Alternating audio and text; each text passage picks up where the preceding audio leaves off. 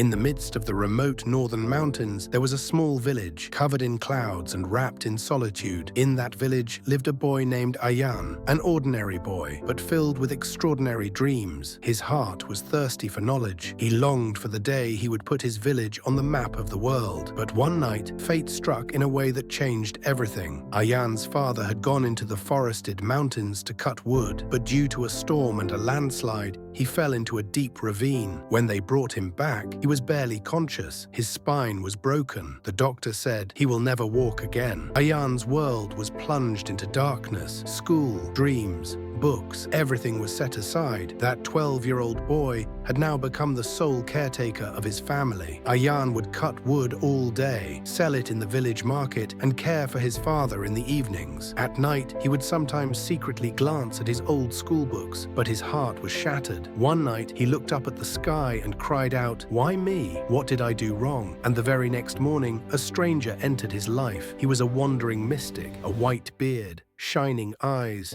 and a calm smile. He stayed in the village for a few days, and one day he called Ayan over. "Son, I know there's a storm in your heart, but listen, every wound is a mark.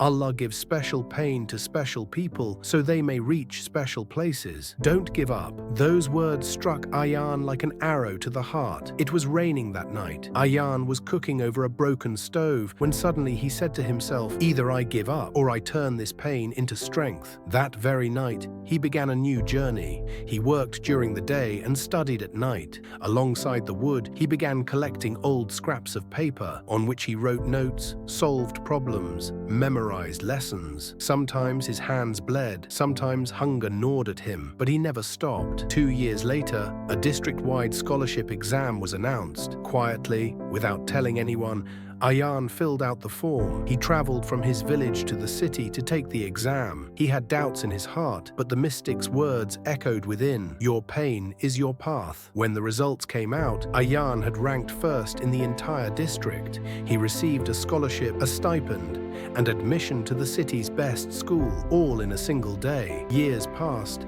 and Ayan grew into a successful young man, but he turned down the comforts of city life and chose to return to his village. There, he opened a small school where he taught children himself. The boy who once cut wood in the forest now spread the light of knowledge. One day, that same mystic returned and smiled at him. "See, son, your pain wasn't meaningless. It wasn't a punishment, it was preparation." Conclusion: pain, sorrow, wounds, they are not without reason. They don't come to break you, but to shape you. Ayan's story teaches us everything that happens in life happens for a reason. A little patience, a little courage, and a little faith is enough to carry you through.